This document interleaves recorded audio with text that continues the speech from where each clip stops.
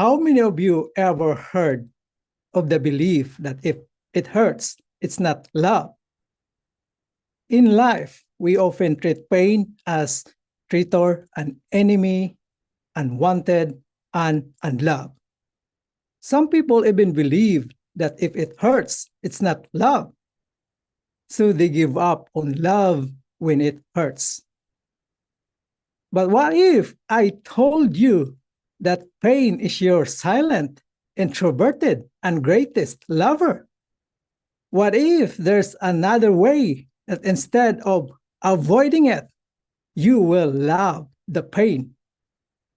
With the ideas of science, applied philosophy, psychology, neuroscience, and quantum recoding and personal development, I integrated all my knowledge from my mentors, coaches, and embedded it in my coaching and speaking through my love for nature.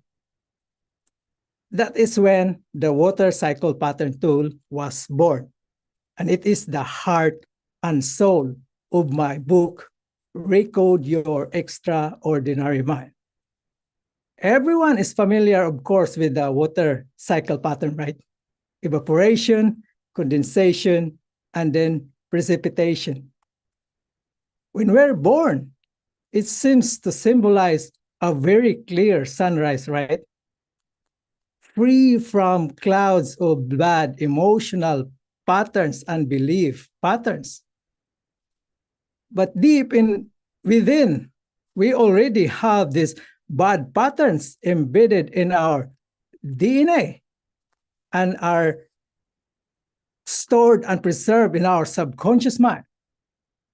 I remember during my childhood, I was always being told, you are a progeny of your great-grand Uncle John the emotional, when I acted too emotional. Because we humans are 3.2 billion letters of genome code from our mother and 3.2 billion letters from our father. And our grandparents from our grandparents as well. From 0 to 7 years old, these are the implanting years. Yes, everyone contributes to the programming of our emotions and beliefs. And according to science, in 1 year, a child hears 17 no's with an average of 22 in a day. That's 384 no's in a day. Multiplied it in a year for 7 years. And we know how a child is good at remembering things, right? And I was a child, we were always being told with my siblings to hide inside the room and never go out when our parents had a visitor. Even if I hid myself behind the curtains like this, I told you, you can't. My mom shouted. And no, I never did that because I knew my parents are World War II babies. They were so very disciplinarian. This is not to blame my parents. They did their best with the education they had during their times. But to see how this affects my shyness and very introvertedness. Then from 7 to 14 years old are the modeling years. And from 14 until now, by socializing, from the books you read to the people you look up to, and including your favorite, the Netflix. And this sums up our belief systems, values, and how we feel and view the world, and how it runs our life as operators of our subconscious mind. And when heat up comes from the challenges of failures as we grow up, these clouds of patterns starts to reappear. And just one trigger, and the subconscious mind will present you in the same situation again for a resolution. When I lost my job in 2020, my negative thinking became my habit until I went into a depression. I discovered one key root pattern I never thought I had. At first, I didn't want to share this publicly for the sake of my mother, and she gave me permission when I asked. Because this is very crucial from our subconscious mind and the behavioral patterns for us to understand and make changes. When she was pregnant, 2 months with me as their ninth child, she jumped off the cliff. And you know what was amazing that night? My mother dreamed of a child crying and telling her my voice, please don't give up on me, mom.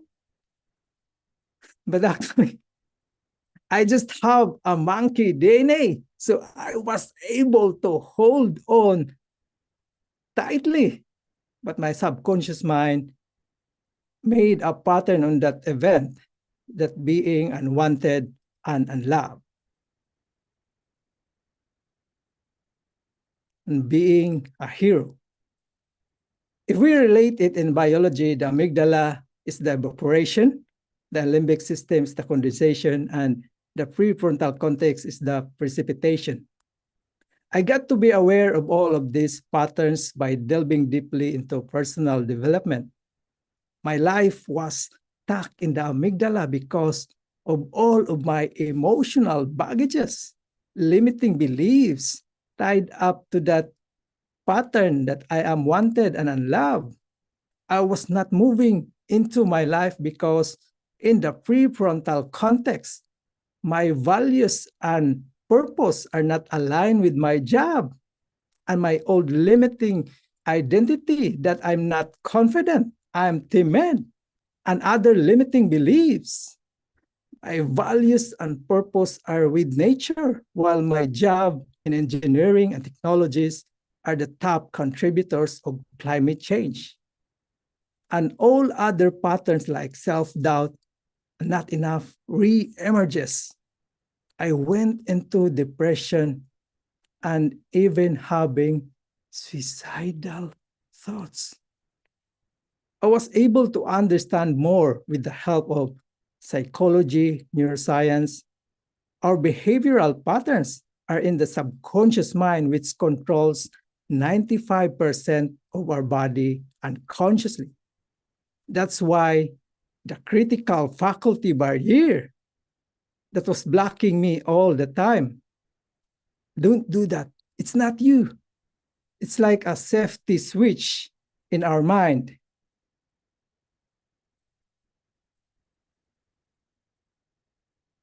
That keeps us stuck in our comfort zone. And it was the other pattern of self-sabotage. That made my life more stuck because our mind is wired to the pattern of survival since then. It was always keeping us safe as one directives. But no, nothing is wrong with you and me.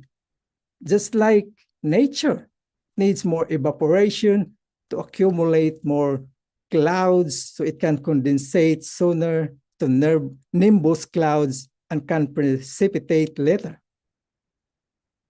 You all need to be exposed to the same event for you to be aware of your beliefs, emotional baggages, and all of the limiting stories and experiences stuck in the amygdala. It will change your values and build your new empowering identity in the limbic system and allow you to finally move and take action with strategy and logic in the prefrontal context. You need to welcome pain, bring more so you can condense it into powerful learnings that can serve as rains of lessons that nurtures life. You won't get into the gratefulness zone, which is the pain's greatest condensing power. In the dictionary, gratefulness means feeling or showing an appreciation for something done or received. Now, how can it be the pain's greatest condensing power? But if we dig deeper into our oldest language, Hebrew, second oldest language, means modeh, M-O-D-E-H. One of its meaning is water, add, hang, and reveal. And the connection is in the process of condensation. The droplets of water converted from vapor that adds to the CCNs, cloud condensation nuclei, that hang like a dark nimbus clouds that will reveal by precipitating soon. The gratefulness condenses your pain into droplets of these fertilized messages like the dark clouds that will rain sown as learnings that will nurture your life. Then you will realize the pain sets me free. How many of you have ever experienced an aha moment after some bad experience? And you realize, oh, I see. That's why those things happen to me.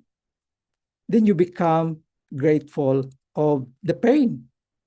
With coaching, you don't need to literally experience and wait for more pain to build up like these clouds.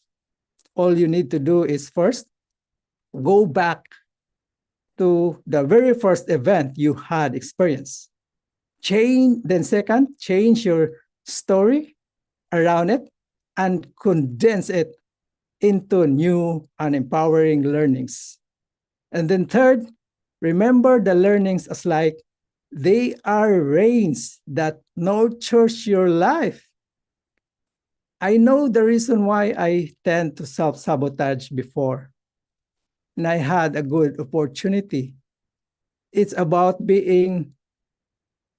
about being a high achiever who strives for more.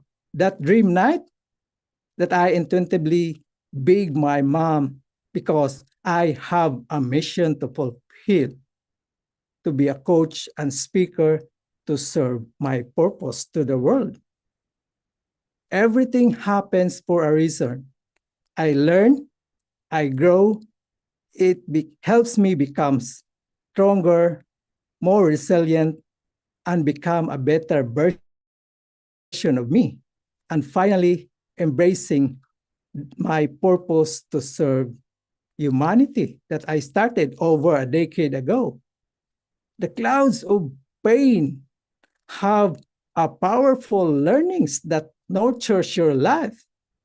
And you realize and change your new identity and use it every inch of your experience in your prefrontal context to reach emotional maturity, long-term thinking, sympathetic and parasympathetic balance, and fulfilled life.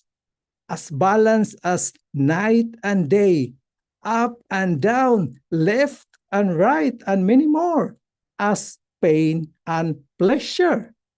So you only have one decision to make: to love the pain as you love the gain, or continue to have these clouds glooming and fogging your comfort zone all the day of the rest of your life.